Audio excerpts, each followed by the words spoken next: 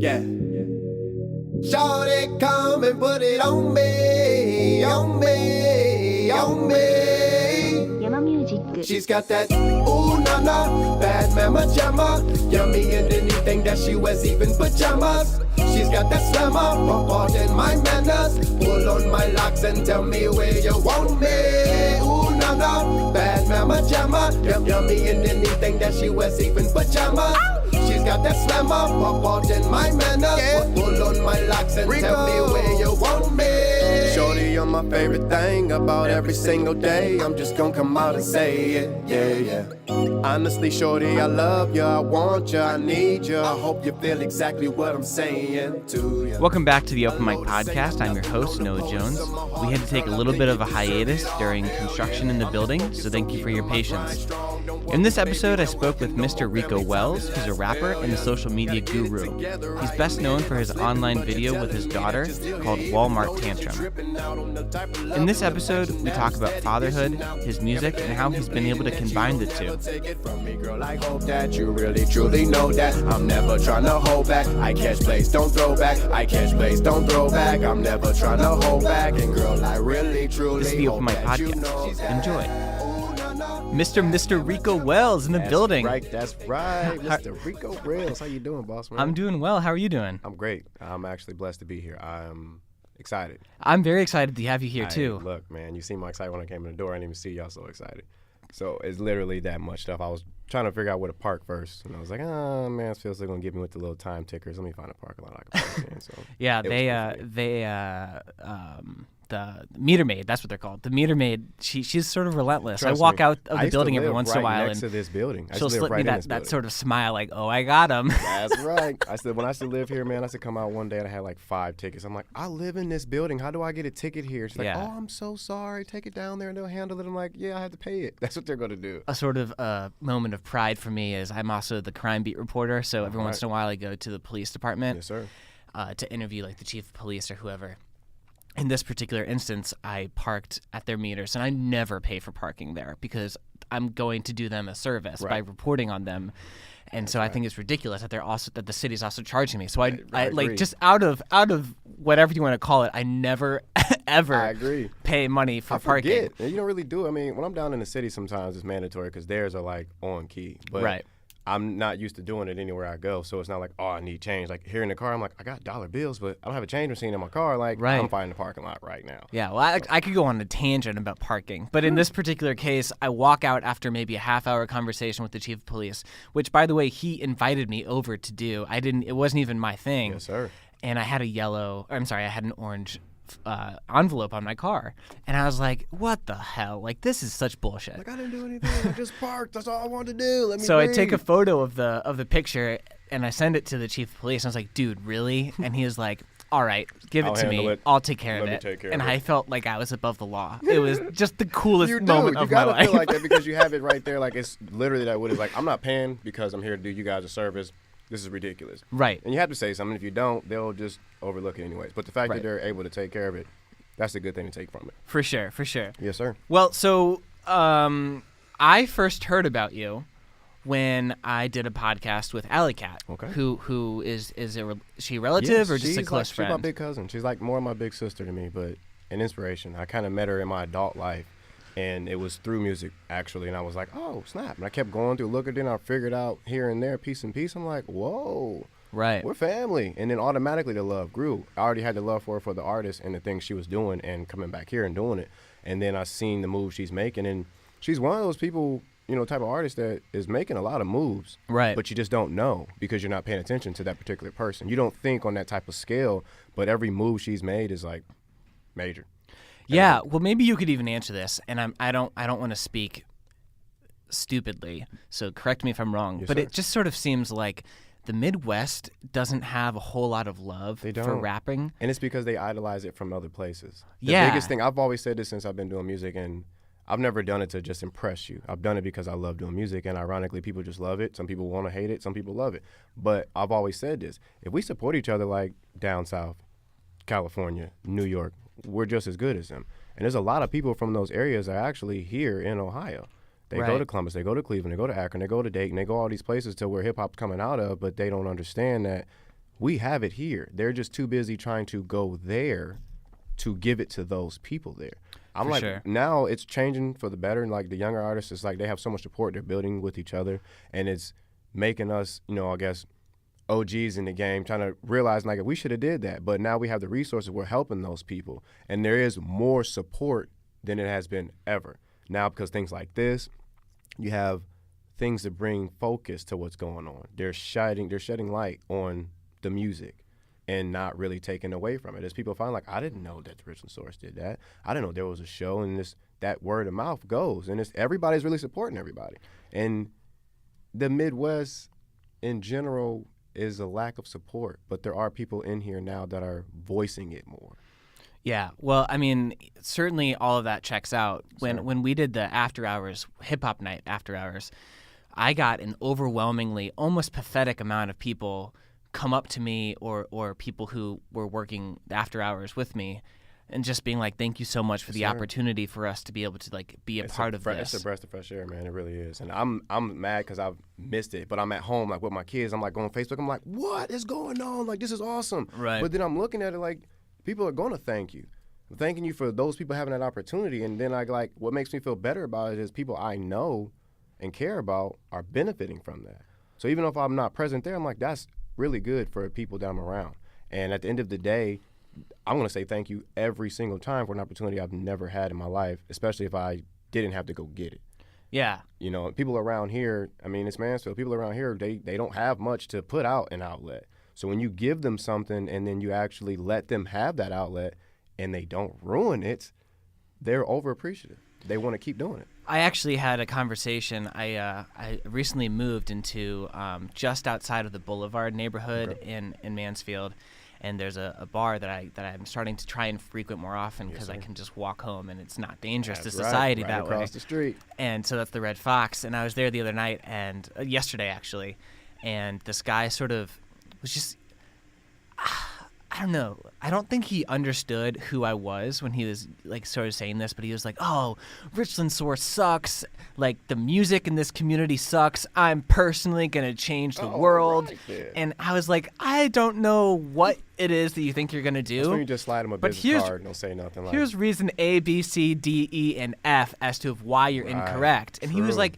He was telling me that like all these bands that I really find amazing and incredible, not just because of their efforts, but because of their like ability to do it. True. Like I just have so much respect for them. It takes a lot to get up there and do the my stuff gosh. that we do. Yeah, and he's just like trying to tear them apart. And I basically said to him, I was like, listen, as the music reporter for Richland Source, there's definitely musicians that I have to interview because it's my job, not because I love them. But I will tell you this. There's nothing more that I appreciate than the fact that they're making the music. Right. And who are we as individuals to say that one piece of art is better than another? That's what I say, man, right there. And he took his tall boy PBR, his 2 packs of cigarettes, and walked back into the bar. That's what they do. And I felt so proud of myself. You're supposed to, because you're standing up for something you believe in. And that's what pretty much like unsigned artists, underground artists, whatever you want to classify those people. Now more, those are the people who are doing music more, and they want to stay in that realm because they have control. I've always told people this. They idolize me, but I tell them all the time, like, I'm no better than you if I've had more experience or less experience. We're both doing this for the same reason. I love music no matter if you like it or not. I love it. So the fact that you got up in front of someone that you're uncomfortable in front of and did something you love, I can't take that from you. Even if I don't like the sound, I don't like the rhythm, I may not like it. I'm a human being. I'm not going to like everything I like. But I love the fact that you did it. Yeah. I can't take that from you. No. You can learn. I tell people all the time, like, oh, you do this. I'm like, dude, I play you some of my old stuff. Everybody has old stuff that sounds like you should have never recorded it. Like, what was I thinking? Like, that sound, oh, that needed to edit. Like, you learn how to mix and master as you go. Right. So when you get this opportunity to teach someone else, I'd use the opportunity to teach everything.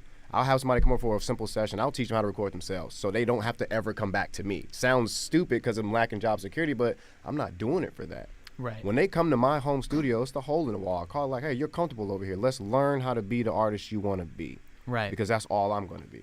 Well, you know, it's also like if you were to cut down a tree before it gets to grow, you're never going to see how beautiful it is. Never. So why would you try and cut down a musician who just recorded his first EP, is super pumped about it, and is like doing his best to promote it? Yes. Who are you as someone who And this is a direct quote. He said, "I know music more than anyone else in this area." Goodness. And You can. It changes who are every you day. to be able to like cut that Just cut it off at the root proverbial and it's not tree even down growing. before it gets a chance to even bloom? They don't understand, Because man. honestly, there are so many musicians, and I say this every podcast, so I'm sure people are like, "Ugh, shut up, dude." You're supposed to. You have that. But there's so many good musicians in this town, like people that I've interviewed, like Kid Culture, Yes. Taj Torrance, Yes, family. just so many who I can't All think them. of right You now. got Digmata. You got Mike Petty. You got GMT. You got a lot of people out here doing music. Vaughn And they out should be here. on the radio. They should be everywhere. And Yeah. like these people are out there. DFTK, they are awesome out here. They are out here doing music, movements, parties, support, and people are loving it. Mm-hmm. But those people involved with it are the ones that know about it. Right. And it is true. Like, you can't tell somebody that you support them and at the same time bash them at everything they're trying to present you with. It doesn't cost to press play. Right. That's the biggest thing I tell people, like being I do marketing and everything. I tell people some things it's free to do. Support is free. It doesn't cost you anything to just press play. Just press play. Wash the dishes. Don't even pay attention to it if you don't want to, but just press play. You can't say you supported if you didn't even press play. Well, you can't really even say that you dislike it if you didn't press play. You can sit there and but listen to it. I listen to everything first. I may not ever play it again, but I listen to it because I don't feel comfortable telling you, yeah, listen to it. All right, just can't. Something in my heart, my energy is all messed with. When I go make my next song, I get that end of that energy. Right. I have a bad session. I ruin the song. It doesn't play. Nobody likes it. Like, I don't want that on me. Right. So I support everything, everybody, even people I know for a fact don't support me. Right. But I put it out what I want to get back. Hopes in return it comes around. It doesn't always, but Right. I do my part. Cool. Well, let's talk about you as an individual. Yes, sir. You're obviously a great speaker. Thank you, sir. And you said you do marketing. Tell me Yes, a little sir. bit more about what you do for a living. I'm actually a licensed massage therapist. That is my career. I love it. Anybody needs that, I travel as well. I love massage. It's something that I actually did by accident. It was something I was tired of working where I was working at. I could only get certain type of jobs because I was stupid enough to be dumb when I was a kid and got a record, and I chose to make myself better. So I chose massage, quick and easy, boom. But going through massage school, I was actually learning, dude. I was passing tests. My teacher was like, you got an A on this? I'm like, yeah, I'm not dumb, but I'm really soaking this stuff up. I just took it as a joke at first. But then I learned, it's helped me in the past. Job security, everybody wants a massage. Even if you don't want a massage, you're just joking to yourself. And I can take this everywhere I go. Right. And on top of that, it allowed me to be the parent I want to be. I can be tangible if I want to, make my own schedules if I need to, take jobs that pay well, do everything outside the box. I can control it per se. And I chose to use that, and I was doing online marketing, affiliate marketing. It's just stuff you do online for, serious cash flow, side cash flow, whatever you do. But we find ways to make the things work. I love marketing because you can motivate people way more than you can do anything else. And some people don't believe it because they just don't have that belief. I try to take it out myself and pour it on their plate, but some people just don't get it. But it's always something to work at. Right. Marketing isn't easy, especially when you're doing affiliate marketing and getting people to do anything with you. It's hard. So that's why I chose to do it. Life, as I know it, has always been like a kick in the butt because you did it. You get back up. You probably did it again, dust yourself off. You learn again, and you keep on going. And that's how I learn. I kind of choose the hardest ways because I get the best outcome from those ways. It's always much easier to learn when it's something that you're passionate about. Sure. Like for me, high school, I think that I didn't really care too much until I realized what I wanted to do with my Sure. life. It Certainly freshman and sophomore year, my grade point average was a 2.0 because that's all I needed to play baseball. I'm real adamant about that. I tell people what we do now, like this here now, they are teaching it more in schools now, but when the things that we're doing out here in the world that are proven to work, they're starting to put into the schooling system. Right. I really wish they did, engineering, podcast, sound stuff. They did marketing and finance, not just teaching you that little paper you want this house, you want this many kids, you want this bill, that food, or you're going to eat. They do that diagram, but Right. what do you do to get that? And There's are so you much just more gonna do to that? learn when you get to do hands-on stuff. right. And I've always felt that way, even in school. But certainly, and this is true for J school, you can sit in a classroom and you can remember everything that your freshman year journalism 101 professor is going to tell you. But until you are actually in front of someone and you're asking them questions and you're sort of realizing that if you don't know something, you can't report on it, so you may as well ask it, or you have to sort of figure out what the like reverse pyramid is and like why it's important to talk about. You yourself sometimes. Yeah, people are you like really gotta, embarrassed to do that. Now, yeah. I think that's one of the problems in the world. Like people are embarrassed to educate themselves. Absolutely. They are afraid to know something that they really want to know. Right. Because they're too worried about people thinking about what they feel about them. I've taken the stance on my own to go and learn the things I want to learn, music-wise, life-wise, parent-wise, marketing, and I love that fact because I can't take that away from me because I don't want to, and I never will, and you can't because you didn't give it to me. Exactly. So I tell people, like, even especially in music, like, you have to go for it. Even if you could spend your whole life chasing something, but if you don't spend your whole life chasing nothing, when you die, you're going to regret not chasing anything at all. I'd rather wake up every day and have something to look forward to because I can still go look forward to it. Right. I'm going forward. You're going to have a bump. You're going to stop. You're going to tie your shoe again because you just have to. You keep on going, though. You're going to lose. You're going to win. You're going to win. You're going to lose. You're going to win, lose, and win again. Mm-hmm. And if you don't get back up, it's no one's fault but yours. Sometimes you need a motivator on the side, but sometimes it really is ultimately up to you. People need to take charge. Like, the more people are taking charge and being able to be like, okay, I feel good about what I just did. Even though you hate the fact that I did it, I can understand that. But I hope you find what you want to do so I can show you the support that you should have gave me. Right. It doesn't make you less of a person that you didn't and I did, but I just want you to see that and feel it because if you don't, you'll never know what it is. Yeah. You'll never know what it is. Well, you do these things called coffee convos. Yes, sir. Talk to me a little bit about A, how it began, and B, why you do it every day, right? I do it every Sunday at 10:45 Okay, I'm sorry. live from my Facebook channel, and it is just it's just something that I do. I have a very great following from my page from a video that we did, but I used it. The purpose of Coffee Combo is just to talk. It is literally what it is. It is a coffee combo. And on the show, like, it's just a live feed from my home. I'm in my T-shirt. I have a T-shirt I sell online, and everything I do is just from my home. It's comfortable. I'll walk around the house. I'll have to discipline my kids sometimes and tell them to quit being crazy and all this stuff. I'm washing dishes. I'm taking out trash. I'm being me. I'm being a stay-at-home parent. I'm on off days. I'm being a human being. I'm being a motivator. I'm being just available to the world that follows me.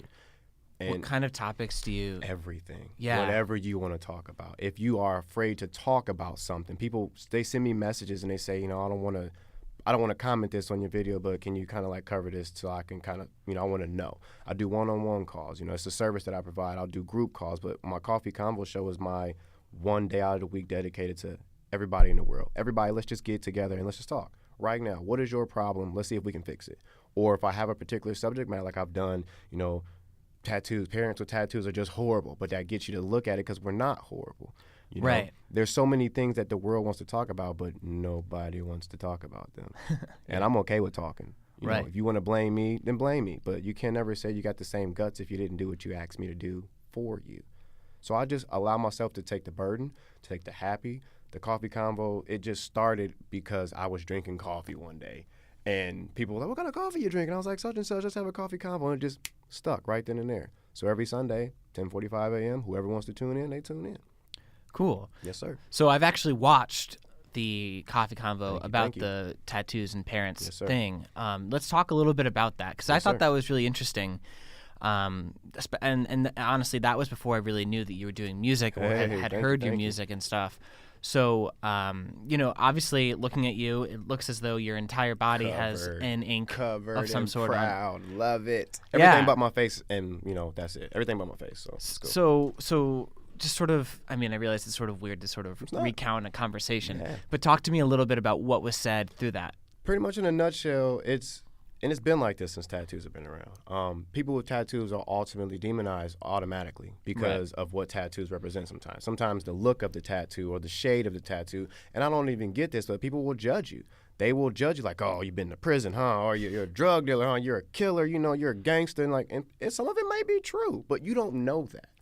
But ultimately, that person who's tattooed on the outside doesn't reflect the person on the inside, especially if you have a kid. Your kid's not looking at you like, oh my gosh, my mom and dad has tattoos, they're horrible. They're actually looking at you like the coolest thing in the world. You don't understand, our kids think we're the coolest people in the world. We have tattoos. We're like a walking coloring book, okay? So we feel proud about showing our children to be proud of who you are in your own skin. So no matter how you view me as as a tattooed individual, I'm still going to be the parent. And it's your job as a tattooed parent to remember that. Most of us do kind of have an edge to us. We wouldn't have had tattoos if we didn't. But not everybody who has tattoos is an edgy person or a bad person or an angry person or a felon or, just a degenerate of society. We are not in the 1920s and 30s and 12s and more, and even back then were tattoos. But now it's so common that it should not be uncommon to you to see a person with tattoos. And when you see them being a parent, literally being a parent, and you're judging them in a foul way as they're doing one of the most, positive things in the world, being a parent at the park playing with their kid. But the only thing you can think about as they're going down that slide, pushing the girl on the swing, is he has tattoos on his face. I can't believe he has a piercing in his lip. His ears are all he's being a father, she's being a mother. You don't like the way they look. Right. But look at their action. Not every car is your favorite one, but I love race cars. Sometimes the car that looks like crap is the one that beats you. Trust me, it's a sleeper. And the people aren't that. We're kind of sleepers out here in this world. We're tattooed. We don't worry about you. We wear our art on the outside. So that's actually a really good way to slip into my next sort of comment, is that you're always, or the majority of your coffee convos revolve around either marriage or fatherhood or something like that. And you're obviously a very dedicated father, and that is really great to see. Thank you. But talk to me just a little bit about the viral video that you had, the Walmart tantrum. The viral video, the Walmart tantrum. It was nothing normal. I mean, nothing out of the normal, I guess. My daughter is spoiled. All my kids are spoiled. I have 4 altogether, from the ranges of 14 all the way to 2-year-old dog, so altogether I love my babies. My daughter is my only daughter. So as a father, you can just go along with that scenario. She's my only daughter, so she's like, yes, yes, yes, yes, yes. No, I don't want to say no. Right. This particular moment. She's too cute to say no to. She did, and she's a looker. I mean, curly hair, pretty eyes, pretty smile, and she can turn it off in the moment. She will turn it off in the moment. But in this particular moment, they're spoiled, man. I mean, and I love that, because where I'm from, I don't have that. My fiance, she has a great family. They are, just to say, they're well off. So the kids are like, everything goes to them. Mm-hmm. So she's used to certain amenities, I guess, in life that a normal toddler wouldn't have. So they have their own cell phones. People are like, you're crazy. Like, yeah, but wait, before you judge me, ask what's on that cell phone. It's nothing but educational apps. They can't do anything. It's all ABCs, colors. Like, they're playing on their phone. Fortnite. Yeah, they're playing on their phone, but they're ABCs, colors, matching blocks. Like, that's what we do with our children. So it looks like these little spoiled brats, blah, blah, blah, blah, blah. But then she kind of had that spoiled brat moment. Sure. Mommy had her phone. She let, play with the phone, and it was YouTube. And mommy needed her phone back to check the school list. And she just do a kid tantrum. Not different than your child, our child, we child. Every child does this. And I was already going live on my Facebook prior to this, just doing always just random live videos for music or just talking to people just because I want to go live. I thought Facebook Live feature was the coolest thing in the world, and I use it every time immediately. And I went outside, and for this moment, I just didn't say nothing to her. I let her act the fool. That's why I tell her, I'm like, you want to act the daggone fool? Act the fool. I bring that camera out to show her, like, this is what you look like when you're acting like this. The biggest comment I tell my children when they overreact is, you do not have to react like that. You chose that way. And some people kind of like, well, you can't talk to them like adults. Like, I can talk to my children however I want to. And the way that you talk to your children is how they learn. So when you teach them things, you speak the things that you want them to learn. I don't want my children reacting like a crazy kid in Walmart. But unfortunately, she did, and she's a child. They are children. They do this. My way of handling that was just take her outside, sit her on the hood of the car. She can cry and scream all outside like a crazy fool, so she can look at everybody looking at her because she looked at everybody in the store. I'm not hurting her. I'm not beating her. I'm not doing anything. I got my butt beat as a child. I was a hard-headed kid. Mommy laid the law down. And I knew I was wrong when I got wrong, but I also knew that you didn't have to discipline me like that, but you chose to. It's all she knew. God, I love her. She just did what she knew, but I chose to do it a different way. Have my children got butt pops? Yes, we're parents. We will pop a butt in the hand, but I'm not beating my child. I'm a 6'2" grown man. It's a little being. I don't have to do anything. I'm automatically a bigger person. And it's my daughter. I'm her father. I'm the man. I don't want to really beat her, yell at, scream, and I have. And it makes me realize in times that you have to do that. And parenting in that situation, everybody in the world related to it.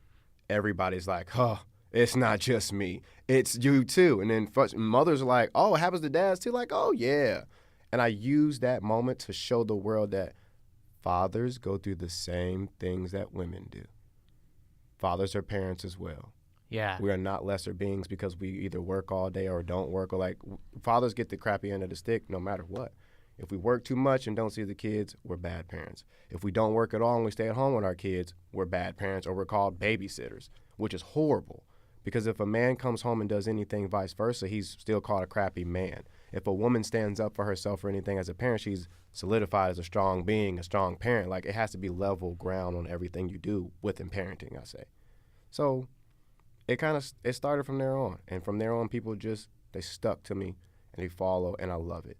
We get a chance to give advice. My elder followers, they always like, if I would have known how to do that when I was back, I'm like, the fact that these elders respect me, I respect them more than they even realize this. Mm-hmm. Like, they're following me. I'm like, I feel kind of silly that you could be my grandmother and you're following me, trying to learn something from me. Like, I feel silly, but ultimately blessed at the same time, because it lets me know that, okay, I'm not all the way wrong, but they can give me advice too if I am wrong. Sure. So let's go back to the video Yes, itself. Did you get any blowback from it? Because it seems like without really any context, just like watching you shame a 2-year-old could that's certainly what it was, not too. be the nicest thing. People really did jump to that conclusion. And I guess it took the real people in the world to understand where I was coming from. The people who are kind of like, they have emotion and consciousness at the same time and can just have a debate and conversation. But there were people who, and they had the right to. They, my daughter's crying. I'm looking like I'm not paying attention to her, but I know what I'm doing with my child. And I ultimately say that, like, at the end of the day, I'm very respectful, very articulate. We can talk kindly all day. But you make me mad, and man still probably will come out of me. And that's not disrespect, but I know who I am. And I stand for what I stand for. I said, would you rather me beat the hell out of my daughter, yell at my daughter, yank her out of the store, or just walk her outside, sit her on the car, and let her have her tantrum outside? It's been the video was recorded more than a year ago. Yeah. But I can't remember the last time I saw it. It was maybe a few months ago. Yes, sir. But there are multiple versions of it on YouTube, Yes, which sir. must be kind of cool. It is. It's But- kind of cool and annoying, but it's like, I don't know. It's there. People are watching, like, which one is yours? And like, the one on my page. There's so many. It's been shared so many times. Right. It's helped it get around, too. So Yeah.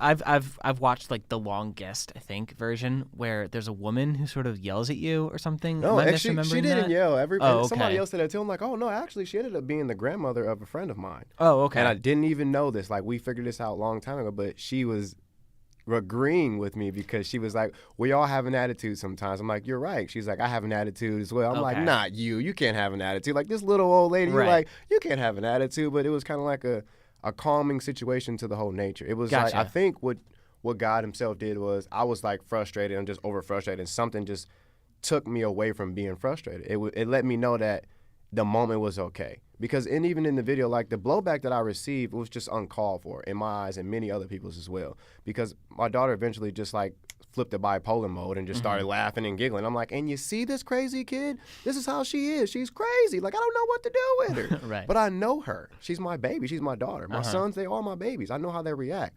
You know when your child's acting a daggone fool just to act a fool.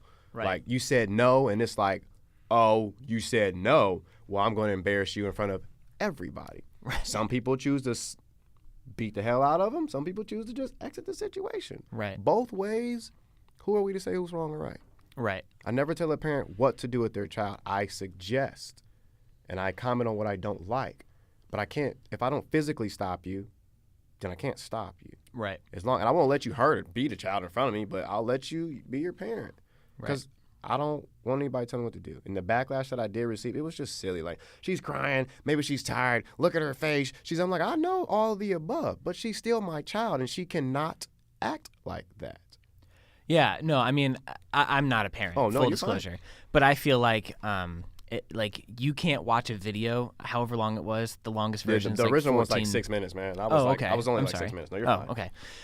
But you, without like context of knowing, maybe she just woken up from a nap. Maybe Yeah. she wasn't tired. And How are it's you? all true. I don't know. I tell people I never judge someone for giving their comment because we all have the right to speak. Right. But I accept it and then I explain it. And I always say, I don't mean disrespect, but so you just didn't know the situation. But Right. your comment is still valid.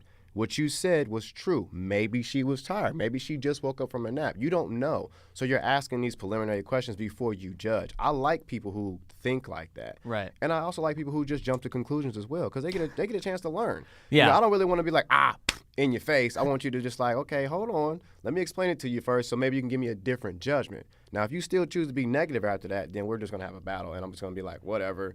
Peace, love, and happiness. I love you. Go be mad somewhere. I still love you. And ultimately, we don't say this rude, but if you don't want to see me at all, just don't follow and like my page. That's as simple as that. Yeah. People still follow my page, and they'll watch my video and say, why is this on my page? I don't want to see this again. I'm like, ma'am, sir, the only way my content is on your page is if you put it on your page. Yeah. And if someone put it on your page, you are in control of your page at all given times. You can get rid of anything you want to. And I'm sorry that I was bothering you because I didn't even know I was. Right. I'm just being me. Right. And I'm sorry that I offended you. I didn't mean to, but Right. I'm sorry I did. I'm still meant what I said. Right. And she's still alive every single day. And we don't have any worries, but she still has her attitudes, you know? Right. And she does. She's done it on the live videos too. And I'm like, y'all thought this was over, huh? Oh no. Combing her hair, just being a parent. It happens every single day. But people want to see someone else go through it and get through it and help them along the way. Well, there's got to be like a strength in numbers sort of thing, and seeing that another dad is having the same struggle too. You know what I mean? Like, there's got to be an attractive quality about that. It was. I think that most of it, when I'm like, it's not a boast or brag, but it is because I'm a father doing it. Right. It's the mom at the store dealing with the screaming kid all the time. But in that situation, I knew, even mom was kind of annoyed that I took her out, but it allowed her to gain clarity in the moment to realize, like, okay, it's actually kind of better now because she's not screaming in my face. And I eventually went back in the store with her. Right. But I've done that plenty of times. I learned that from my stepdad. Actually, like, you just sit in the car and do nothing at all. Do nothing at all. The best thing to do for your child, the discipline, is to give them nothing at all.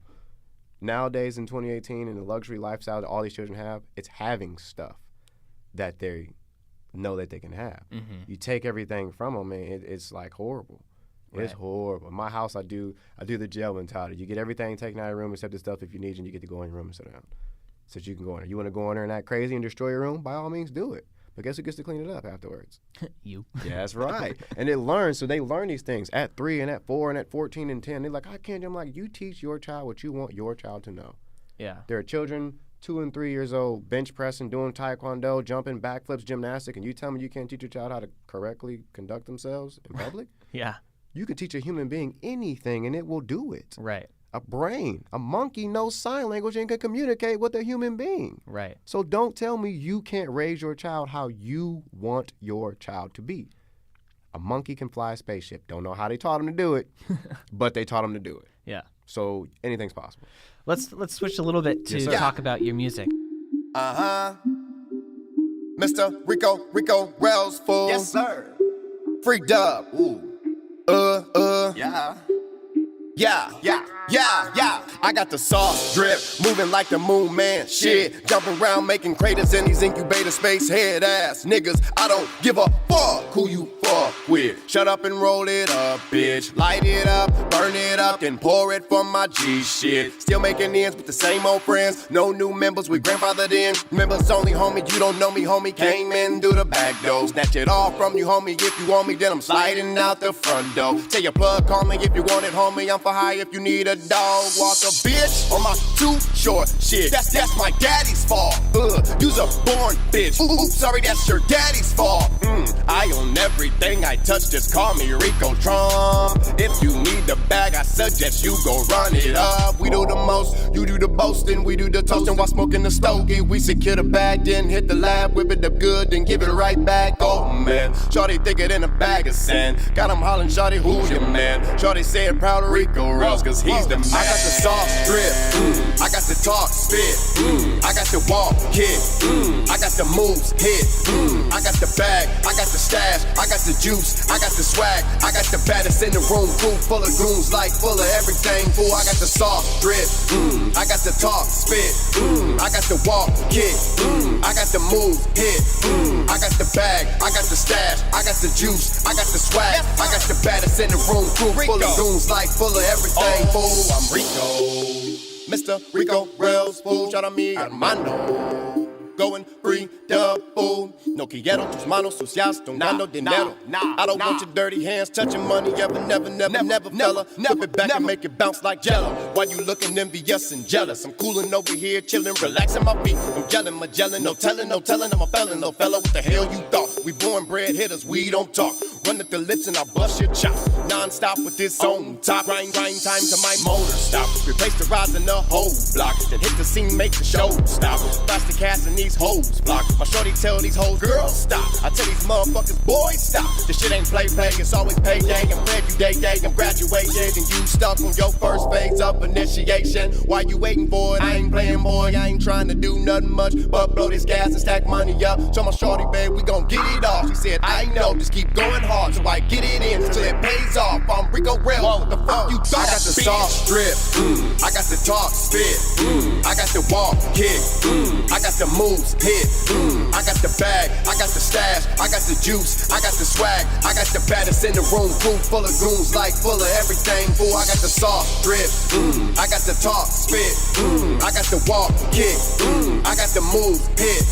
I got the bag. I got the stash. I got the juice. I got the swag. I got the baddest in the room. Crew full of goons, like full of everything. Fool.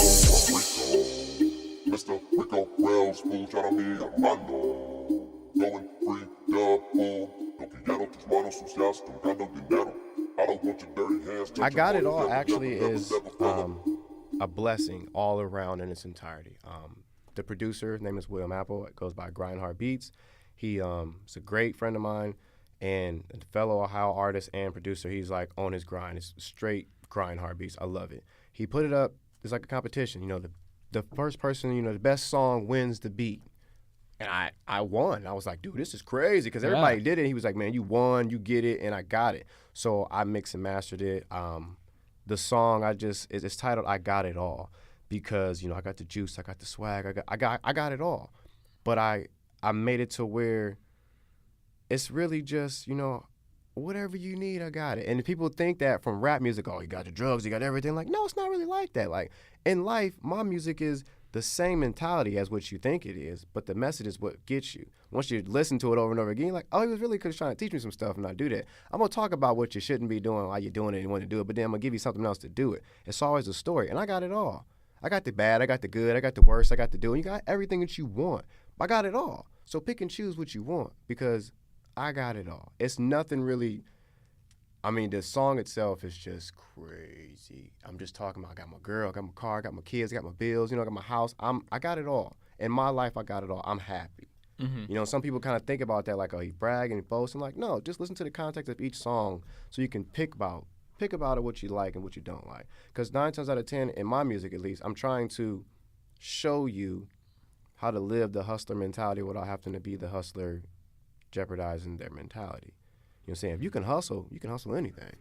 One thing I always tell somebody, like at one given time I can convince people to buy something that may have killed them, but if I can convince you to do something to do that, you should be convinced to buy something to better your life. So let's switch it up a little bit. And you have to tell your story, but a story has an ending and a beginning and the middle, you know, plot and all this stuff, but it has to flow too. I don't just want the right. And I don't want the rhyme and the beat. Like it all goes. The flow is going to be everywhere. It could be consistent. It could be a sing. It could be a stop. It could be a slow. It could be a focal point. And it's all structured, literally. And that's coming from my background being in choir, knowing a song needs these parts. It needs these rhythms. These vowels need to be heard. Like, and I attack music just like that. And I Got It All was kind of like, okay, I can do this a little bit. Kind of sung a little bit, kind of rapped a little bit, kind of bopped, and the beat is crazy. Like, I love the beat. It's everywhere. Tidal, iTunes, Amazon, Google, everywhere. Awesome. Spotify, all that crap. So how do you separate being a rapper or a musician from being a parent? Because you're cursing a lot in it. Yeah. I don't know. I do your it, life, and see, and that's the thing about, and that's what I said earlier before. We was like, I have always been a parent, so it makes me change my music up. Okay. Like most of my music, I've gotten away with having some dope songs with probably like 3 curse words. Oh, okay. You know what I'm saying? And it's gonna be some cursing in it. So but you're conscious of your children I go back to hearing the myself music. and I'm like, oh crap, I'm gonna play that in the car. And the moment, this is what kicked to me, the moment I turned my own song down in the car, because my children were in the car, I knew something was wrong. And some people, you know, I respect other rappers like, you know, T.I., Jeezy, all these hard trap rappers, they cuss. They got kids too. Did it make them a bad parent? I don't know, but their children are still alive and they're well off. Right. I listen to all that music. I listen to Snoop Dogg is a great parent. Yeah. Smokes weed every day, cusses all damn day, all on the football field, but he's still a great parent. And people still backlash him. Have you seen that Netflix show? I watch it every night. With the football? Every it's night, so bro. good. Every night. I watch his documentary, Reincarnation. I watch his documentaries all the time because Snoop He Dogg seems like is such a cool dude. He's everything I do. Me and Snoop Dogg do the same thing. And that's the reason why I am who I am. Like, don't be mad at me because I'm who I am. Right. That's not the parent, you know, I'm trying to be. Right. But it does make me aware of my songs. But then it kind of sucks because, like, I don't want to lose my adult following from my music because adults are listening to my music. But at the same time, I don't want them to accidentally play it in front of their kids and curse. I don't want to be responsible for your child cursing. Right. You know what I'm saying? Yeah. Or saying something in a song that, A, you shouldn't have been playing in front of them, in my eyes, but you're the parent. So whatever you do in front of your child, I can't really be responsible for, but mine I am. So I make sure that when my kids, sing my music, they can actually sing my music. My children know bad words, and this is what really kills me. My daughter will hear me say a bad word in the song. She goes, "Daddy, you said a bad word," and I feel like the damn devil, dude. I feel like I just got grounded by my 4-year-old daughter. She's like, "You said a bad word, Daddy." I'm like, "You are so right, baby. Daddy's going to turn that song right now because Daddy said a bad word. Slap on the wrist, Daddy, bad Daddy. Let's play the next song." I got an ABC song I made for my daughter. Oh, okay. And we're about to shoot a video for it, and we're about to release it, and it's going to be on iTunes and everything. But I made this song because my daughter can sing this song. And when you hear this song, dude, I don't care who you are. If you don't dance like I dance, you just don't like music or you're not a human being. Okay. Because, I mean, I was dancing in my own studio like they was playing this song at the club. Because I did it shoot to that like to a me. yeah, it's a hip hop beat, like a trap beat, but it's just ABCs. My brother made it, man. He's an awesome producer. Terry Harden is his name, and he goes by YP Beats. He's awesome. He's always been in my corner. I was like, bro, I need a beat because I felt bad the other day. I already sing my song, and she made me change it. Like, my daughter is a queen. She's like, "Daddy, I don't want to listen to this song anymore. It's got bad words." And I feel like crap. Now I can't sit there and say, "Oh, I don't cuss. I don't have no kids. You know, all kids don't listen." To that. That's what lets you know that, yeah, my daughter heard my bad music, and I felt like crap about it. So I had to change my song that I was proud of, but then kind of got embarrassed because my daughter knows right from wrong. Right. The child that I taught, we're teaching. Mom and Daddy know, so she'll say. So I had to change my whole MO. I'm still doing the message, but I don't try to curse as much. Right. You know, it's interesting because I'm a folk musician. I'm in a folk band, and I've played folk music for the past several years. But I've never had to think about not swearing in my music, and it's just interesting because I can't really think of a single radio edited version of a rap song that doesn't have a I learned this too long ago. word erased from it. So what is it about rap music that, like, is it just It's just culture, you think? Or? It is culture. Okay. That's the biggest thing why I change it. And I hate saying I don't support the people I support, but I don't support their messages. I support their music because I love these people. Right. I love my family, so I support their music, but I don't support their message. Right. I'm like, you can't tell me that you got out of prison and you want your children to learn the same damn way, dude. Right. If all you gonna talk about is selling dope, guess all your child gonna know is you selling dope. Right. Rap music, and this is what makes me mad about rap music, you're only allowed to be notarized as a rapper if A, you've been through some dirty stuff in the hood, trapped, went to jail, blah, blah, blah, you rap about it, you go back to jail, you lose all this. Like, you have to continue to be a gangster to be a rapper. And then you take conscious rappers, Taj Torrance. Right. I love Taj is a damn artist. Oh, he's a homie. He's an artist. You don't even pay attention to him. Vaughn, you don't even pay attention to him. You don't even pay attention to these people who are trying to help you and entertain you. Right. But if I say, shake that ass, throw some dives, pop some pills, you're going to be like, oh, he hot, or he crazy, he got shot, he trying to, get the pack. Like, but then you don't want to go to jail, though. You know what I'm saying? Right. And the agenda is crazy, and it is just in rap music. Rap music is always pushed as just grimy, hard, derogatory, straight. If you ain't gutter, you ain't gangster, you ain't a rapper. You can never be a rapper if you ain't been no gangster stuff. That's the mentality that the people have in the rap world. You can't be no nice rapper if you ain't never did no gangster stuff. Like, you crazy. Hip-hop didn't start off like that. Right. Shout out to Taj. He actually just released a new song yesterday, and it is so awesome. It's called All Right With That, and I have been listening to that almost nonstop. I get excited when Taj releases stuff because it's never really, like, known. I follow him on Insta. If you don't follow him on anything, you don't know. Yeah. And one day I was on Instagram, and he just popped up. I'm like, wait a minute. You about to release a song? He was like, yeah, I've been working. I'm like, I hate you because you didn't tell me. Right. Tell me when you do it because I'm all over it. Right. And people don't notice that. Like, you don't know these things because you just don't know they exist. You're not anticipating it. You really don't support like you say you support. And he's been around. I mean, he's Mr. Mansfield. Yeah. Crazy. I mean, my younger family member, I'm like, I thought I was Mr. Mansfield because I was always in the public eye. But then he had that. I'm like, you're right. That just worked for him. Because he took Mansfield, what it was known for, and flipped it around. And people do kind of think about this area is crazy. Yeah, it's kind of wild, but it's so many beautiful parts of this city. Yeah. No, there Music absolutely is are. one of the best parts of it. But it's so much lack of support and so much expectancy of what a rapper should be talking or doing about. People get too bad. Like, rappers nowadays, they literally want to be known for being a drug dealer. Stupid. Well, it doesn't seem very Smart? well, yeah, sure. Yeah. I was going to say productive. Yeah, it's not. It's not. Like, you mad if all your songs about I got the pack, I'm in traffic, I got the bag. Like, I used to rap like this too because it was the only way I knew how to rap, and I was doing some of the stuff. But then I started noticing that, yeah, you kind of telling on yourself. And then I look at all these people like, you don't like snitches. Snitches get stitches. We don't like nobody. But in every one of your songs, I can tell you everything that you doing. Right. Just, I mean, down to the T, to the address, to the color. Speaking of YP, he just FaceTimed me. Shout out YP. He'll call you back. But it was one of those things to where I took notice of that. Yeah. I've been in trouble. I got my record. I got my stuff. I don't want to do it again. So I'm good at this. How can I use it to let somebody else not fall? So I talk about all the stuff. I talk about my wrongs and rights and my failures and my life and my emotions and my kids. And I always talk about my kids in my music. Always. I don't call my lady my bitch, my nonna, because that's my daughter's mother. Right. So one day when she gets a doll, and it's probably been a song or two I've said it, and we don't, as rappers, it's kind of messed up. They don't mean it in a negative way. But then I start realizing that I don't really just want to say it anymore.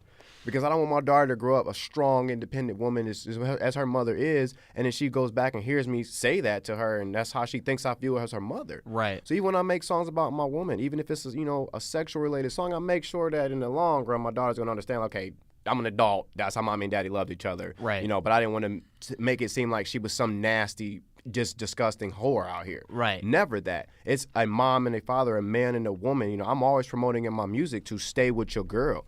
Stay with your girl, count your money. Forget all these hoes. I don't care about these hoes. I got my shorty at home. Right. That's my mentality. Like, if you got a shorty at home, then these hoes is just there because you said you got money. And you know that. Some of these people, I go to the club, throw 30 on the stripper. Like, why? Why did you? I'm still wondering why Juicy J is paying strippers college bills. Yeah.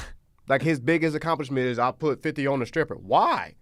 You got so much money. That's how you chose to help the world as a stripper? And strippers will look at you like, I make my money. Cool. Make your money, honey. Make your money. Shake your booty, all that. And if you cool with your daughter doing the same thing, being disrespected the same way as you, then you have a totally different mentality to me. It's actually really sort of refreshing to hear that you're conscious of this sort of stuff. Man, I can't stand people who I ain't got no chain. I don't got no big-ass rims. I don't got no entourage. When I go to my show, it's me and my fiance. That's who's at my shows. I'm not getting 20 people in because they just want to get in with the rapper. Like, no. I'm doing this because I want to do this, not because I want to look like I'm not doing something I'm not doing. It ain't about cars, clothes. Like, I want clothes and a house, big yard and a fence. Like, I don't want to buy 30 damn cars with paints and rims. And why are we still throwing money on strippers? Why do strippers still have a job? I need to know this right now. Like, why is stripping still a good profession to just waste your money on? I don't know. I know. I think they make better money than They I do. I'm not That's gonna for lie. sure. Like, we are all jealous of strippers. Oh, yeah. I'm not saying all you strippers are nasty or dancers, but Because here's the thing. When I'm alone, there's not a whole lot of clothes that I'm putting on. So, like, get the strip on. Get the if strip I could on. take my shirt off at work, I would be happy. You'll be all right, man. I'm telling you right now. In the music business, I think that's where they go wrong.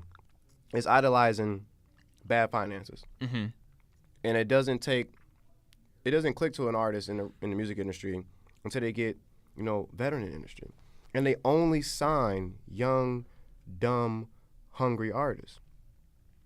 Young teenagers, upcoming. These still kids. Like, I don't even think some of these kids out here should be artists. Like, I'm glad I didn't do anything as a teen because I didn't have no leadership. And these teens now, you really got kids out here telling other kids to do the drugs that these kids is doing. Right. That's a big problem to me because Yeah. they're still kids. You're giving kids millions of dollars with no financial leadership, no financial advice. It's just make me my money back and die. Kill yourself for all I care, because I'm going to make some money when you kill yourself. Right. Make a song about killing yourself. I'm going to make some more money about that. Promote death, violence, degrading, money spending on unnecessary stuff, and I'll give you a life you never dreamed of. Yeah. I mean, I don't I don't know what to I'm say. trying to figure. I'm still to this day, man. It's my biggest concern in the music business. Like, it's why I stay independent. Right. If that's what you're gonna keep doing, leave me out of that shit. You know, excuse my language. I tell them like, leave me out of that shit. I don't even care. No contract's worth all of that mess, man. Right. I'm a very, very adamant I'm very adamant about being who I am. So I will stay who I am. If I'm just destined to be a solo artist, independent, dealing with the people that love and support me, I will. Right. Like other things in life going too. But in the music business, it's only one agenda. It's just attention. No matter how they get it. I mean, you got the little Catch Me Outside girl, that stupid shit. Yeah. Then the next girl, and then next thing you know, That they girl makes making more money music. than you and me ever they will. making music. And I can't even stand Dr. Phil, first of all. But then I'm like, dude, first of all, you bring the girl on TV to do a lesson. It's all wrong. And next thing you know, she can make music. Give her a contract. Mm-hmm. Give this little girl a contract so she continues to be some ratchet-ass little girl and be some ratchet-ass woman in life and then continue on the cycle with her children. Right. Hopefully she changes. I really hope she does change given the financial status she has now. And you're right. They are making more money to us. Am I pissed off? Yes. You betcha. I am highly pissed off. Like, I'm a man. I can admit when I'm in my feelings. Like, this is bullshit. Like, I'm working, trying to do this. I got kids, and they buying lean gold teeth and fucking tattoos and curly hair. Right. But also, why would she change? That's clearly worked Why? for her. Exactly. You know what I mean? So in a nutshell, I'll go back in my box and go say, I can exert my emotions, but I'm still a human being. I respect what you're doing. I mean, get your money. Get your money. Right. And her mom is happy with her daughter being some ratchet-ass little girl. Then who the hell am I to tell you how to be some parent? Yeah. I still feel how I feel. Yeah. My daughter can't do that. Never in your life, Ari. Ever, ever, ever. I love you, baby. None of my children. Let's talk about Lonely. Hey. That'll be the last song that you hear as the podcast fades out. Tell me a little bit more about what that song's Lonely about. is, shout out my brother YP again. He made that for me. Lonely, I kind of got mad. I was in a mode where I didn't lose employment, but it kind of declined a little bit. It was like real slow. And then like my team I was a part of kind of just like they just like said, fuck me and kept on going. And I didn't even know. And I got real mad one day and just got in my bag. You know what I'm saying? I got in my bag. We see that a lot in the music. Is I'm getting my bag. And for me, it's a reference to just my life bag, my tool bag. I got in my bag to see what I could do. And I realized at that moment, I was the only person in my household. Now, my fiance, we do great working together on finances. She makes her money, we make our money. So when I said the song "Leaving by My Lonely," I didn't want her to take offense to it because when she heard it, she was a woman. Oh, you do it by your lonely, huh? I'm like, that's not what I meant. The song in general's message is this: you don't need anybody to motivate yourself to keep moving. Mm-hmm. I do it by my lonely. You know what I'm saying? I got up off my ass and I did it by my lonely. They didn't want me. They said I wasn't shit. Now I'm doing it by my lonely. Leave me alone by my lonely. If you're going to leave me alone, then leave me alone.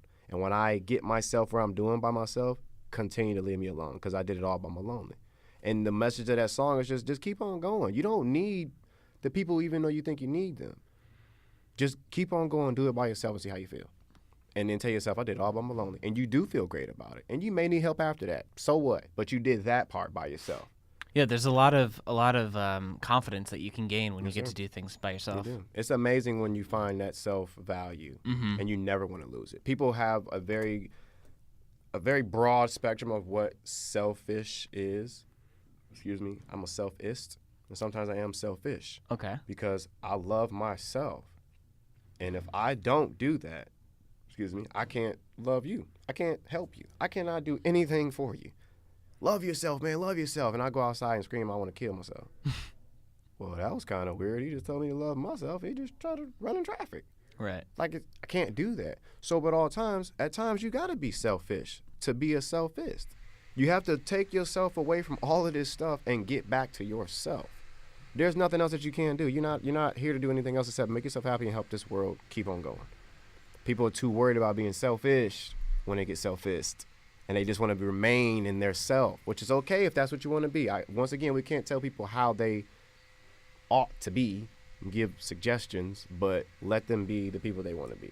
I'd say that in my massage practice all the time when people are it's like a therapy session in massage. So people will tell you things, and I tell my clients, hey, just let people be people. You're in this room relaxing. They outside still doing what annoys you. So let people be people. Give your situation, give your want, make yourself available, but don't put your neck all the way out there. The guillotine still will come down. So iTunes, Amazon, Spotify, where can we find your music? Google Play, Tidal now is cool. Really? SoundCloud. You're a titler, huh? Yeah, it was actually a surprise. I go through this platform, a distributing platform, and I just got an email one day. It was like, congratulations, you're on Tidal now. I was like, what? Who's your distributing platform? Because I got DistroKid. Yep. Okay. I love DistroKid. Yeah, it's nice. They don't even pay me to say that. They can, but I'm like, I'll tell all my artists, like, who you going through, dude? Like, I'm like, no. Go through this person. DistroKid, if you're listening and you want to sponsor the Open Mic Podcast, we'll take it. We will. There you go. Give my man a sponsor. At the moment, we both have paid money at $20 a year, I believe. Taking it. So. I'm there, and I'm on time every time, and I love the service. Yeah. Like, it was one of those things. I was on Instagram, dude, and it was just like one of those ads. I was like, what the hell is this? And I clicked it. I was like, oh. Actually, and I didn't even tell anybody. I was who told me about DistroKid was Taj. I see. Because he recorded my album. Man, yeah. I was sitting there, and I didn't tell anybody. It was like I had a golden goose. I'm like, I'm not telling nobody. Because all you knew was like CD Baby and all these other things. And I'm not discrediting none of those people, but it's like all you knew was those places. But then I found this. I'm like, oh, I like this. For me, this is what I'm going with. Yeah. And I've always told people, you find me everywhere. I got stuff on YouTube, just old music. SoundCloud's got free downloads. I have a Facebook page, Rico Relz. My music page is there. I'm public, man. I'm open. TerrellCrawford.com. Find everything about me and go right there. Everything I'm in contact with is on my Facebook page, man. I tell people, just send me a message. I have a marketing page, a music page, and a main page. Anything else you really need, just ask. I'm still a human being. People run up to me in my family. I'm like, oh my God, I follow you on Facebook, dude. You're so famous. I'm like, yeah, but I'm still at Walmart with you, so we're still the same person same level. here. You know what I'm saying? Like, no matter what financial status I may or may not have, being famous or not famous, I'm still a damn human being. Right. Famous people still shop at Walmart. They probably just don't go to Walmart physically. Like, they're going to get the stuff. I will remain who I am. I'm just famous. I ain't rich and famous. I'm just famous, but that still doesn't make me feel like I'm better than you. Right. You noticed who I was. That shocked the hell out of me because I'm not going in here like, somebody better notice me right now. I'm just being who I am. I'm with my family. Locks probably ain't been twisted in the month. I got dirty boots on because I work on my car sometimes. Like, any element, I'm being me. I'm the type of guy that'll go to the damn gas station in a Lamborghini in some old dirty boots or something. And then somebody be mad about, like, why you got dirty boots on in a Lamborghini? Like, I just thought I could be me and not dress fancy because I didn't want to be fancy. And I don't even want a Lamborghini. Right. Just a hypothetical situation. Right. I want to own a part of Lamborghini. Hint, hint. So every time somebody buys a Lamborghini, I get paid. Hint, hint. But see, they don't teach you that shit in the music business. They say, you in a Lambo? We get you sponsored by Lambo. Get you that blue one you want. Put it in a music video. Get you some rims and match too. And that girl comes with it. And we'll put a blunt in the seat with you. Nice. Sign the contract right here. And they sign. And all they wanted was that damn Lambo. That's worth $250,000 probably, or whatever. Right. You could have bought a nice community. You could have built a school. Right. You could have built a digital media school. You could have donated to a college and had a wing named after you. Yeah, absolutely. But that Lambo was pretty cool to walk up to the club when you're 35 and ain't got no rap money no more. That's true. But they don't teach you that. And unfortunately, I can't be mad at them people. They getting their money. They getting their money's worth. They signing their dummies and getting the checks. Well, Mr. Rico Wells, thank you so much for man. joining the Open I'm Mic here, man. Podcast. I appreciate It's been a me, pleasure. man. Due to some violent content, parental discretion is advised. Thanks again for listening to this Open Mic Podcast. If you enjoyed this show, find us anywhere that you can find a podcast. Make sure you give us a review as well. If you are an Ohio musician or know of one that should be on the OMP, shoot me a message on Twitter. That's at NoJo15. That's at NOJO15. Until next time, thanks for listening. Lonely, yeah. Leave me by my lonely, yeah. Leave me by my lonely, yeah. Leave me by my lonely. Now I'm up, I'm in this bitch, so leave me by my lonely. I'm in my bag today, I put the stash away. You don't really wanna swing my way unless you coming with the paper. Pull up if you wanna. I'ma hit you with the script. scraper. Hush till the lips if they running, hating on me while I'm stacking my paper. I'm just focused on the cash, you just focus on the ass. You just focus on first place while I make sure my ass ain't last. Hey, I'm in the fast lane, but I know how to slow down. I go the cash way and then sit my low ass down. Rico got up off my ass and got it all by my lonely. Don't run up on me at all just because I'm lonely. They ain't want me, told me I want shit and left me lonely. Now I'm up, I'm in this bitch, so leave me by my lonely. Yeah. Leave me by my lonely. Yeah. Leave me by my lonely. Yeah. Leave me by my lonely. Now I'm up, I'm in this bitch, so leave me by my lonely. Now I'm up, I'm in this bitch, so leave me by my lonely. Free my brother Dub, there ain't another like my homie. Don't run up on me, you never know it might be on me. Don't run up on me, you never know it might be on me. Swinging locks and smoking ganja on the rocks, yelling I'm that motherfucker like I'm George of the jungle. Tell these hating police niggas middle fingers to the ops. I'ma act a damn fool with my gorillas in the jungle. Skirt. I come from the work, granny went to church. Pray for me and daddy soul, cause we like playing in the dirt. Mr. Officer, these tattoos represents the times I hurt. And this ganja came from the earth, God made dirt so dirt don't hurt. Gas. Got up off my ass and got it all by my lonely. Don't run up on me at all just because I'm lonely. They ain't want me, told me I want shit and left me lonely. Now I'm up, I'm in this bitch, so leave me by my lonely. Leave me by my lonely. Leave me by my lonely.